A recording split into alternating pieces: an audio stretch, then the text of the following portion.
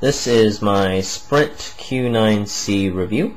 It's a new Motorola smartphone that runs Windows Mobile software, and it's really the second generation, the second version of the original Q series.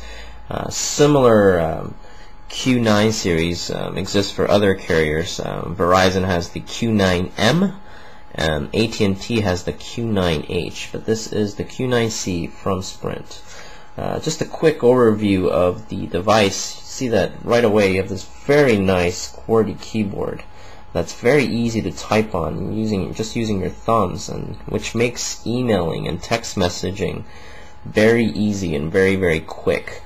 If you look at from the profile here, you can see right away it's got this very extended battery cover. It gives you excellent battery life, so with heavy browsing and heavy talking, you can probably easily get a few days of battery life without having to recharge. Unfortunately, it does take away from the aesthetics of the phone. It has this bulging back, but you can easily find the slim battery in the cover, although it will set you back about $30.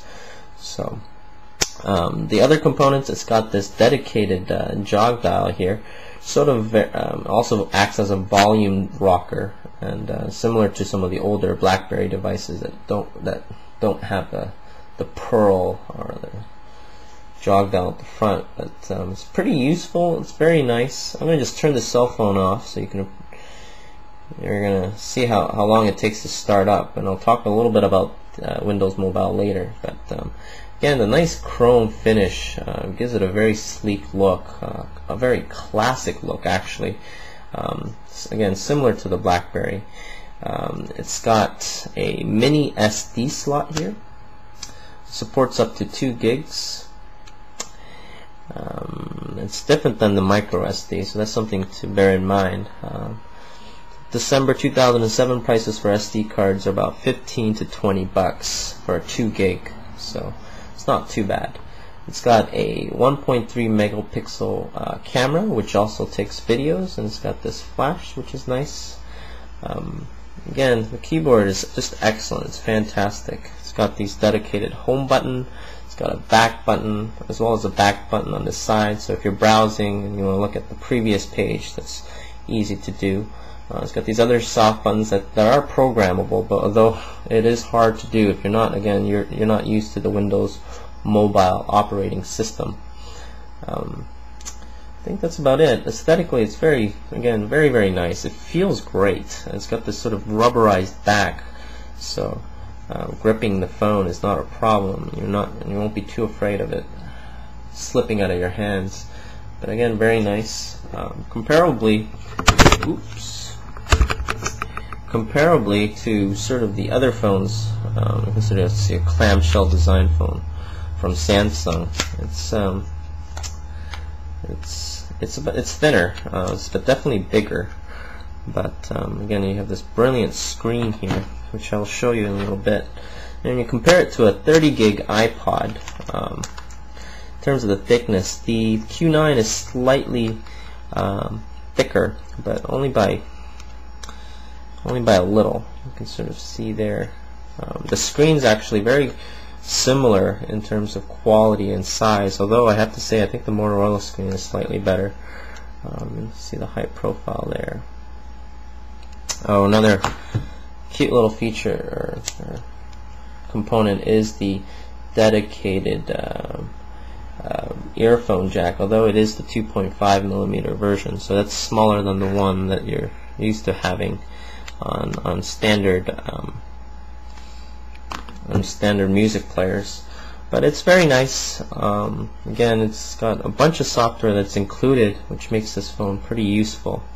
But let's just start this phone up right now, and I'll just go over the pros and cons of the phones, and I'll start off with the cons. And the Windows Mobile software is probably one of the biggest cons.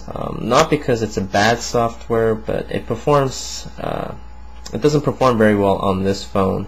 Although I think a lot of people would say that about most devices that run Windows Mobile.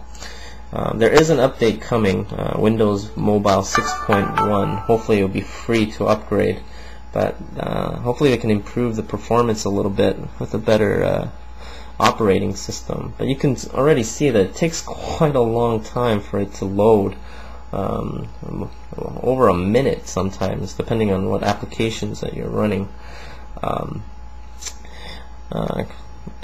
It's sluggish when you're browsing through the web and you're used to sort of, your standard phone.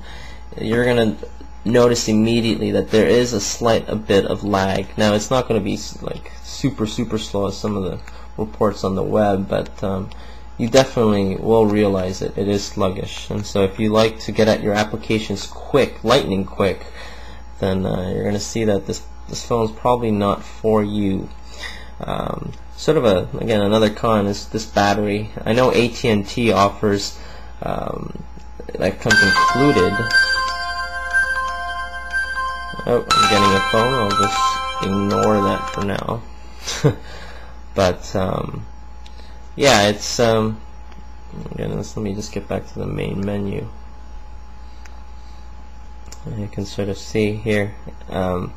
Again, I guess a nice feature about Windows Mobile is that you can download a bunch of third-party software, like I did, and really make this phone very powerful. One of the nice things about this phone is that it's GPS enabled, and that's not true for other carriers, but from Sprint it is GPS enabled. So you can download programs like Windows Mobile Live as well as Google Maps and get turn-by-turn directions based on the location of your phone, which is very nice. Again, it doesn't work as flawlessly as some of the dedicated GPS devices offered from TomTom or Garmin, but that's probably one of the most useful features about this phone. Again, the battery life is crazy, and I guess that's the trade-off of having this protruding back. But over 7 hours of talk time it's rated for, and based on my own tests, it's very similar. But you'll notice that you don't have to recharge this thing as often as some of your other sort of mobile devices. Again, there's a lot of cool third-party applications out there. I'll do a separate review later on, but Windows Mobile Live is nice. Yahoo 2.0 is very nice in terms of getting weather reports, news reports. Again, very nice. The call clarity on this phone is excellent. It's you can hear every nook and cranny, and you can increase the volume to the point that it's almost deafening. Likewise, the Sprint network, the high-speed EBDO network, is absolutely fabulous. It's rated at about 2.4 megabits per second, but it's more closer to a high-speed DSL. Again, that's very nice. Again, you need the unlimited data plan to really take advantage of it. Sprint TV is kind of cool. You can watch live news feeds and some TV shows offered from Fox, CNN, NFL Network. So those are all really cool. And again, I'll sort of touch upon that in a separate software review with hopefully a better digital camera, so I can look at the screen head on. But it's a very nice phone. It feels very nice. Feels very sturdy. Again, the Sprint network is really good. Part of the reason why I bought this phone is because of the Sprint Cero plan. Now, if you don't know what Cero is, it's Sprint Employee Referral Offering Program. Basically, you can check the web, Google it, you'll find tons of stuff on it. It's easy to do, and you can take advantage of their ridiculous deals. That's my review. Check in again soon, and I'll have the software reviews up. And thanks for listening.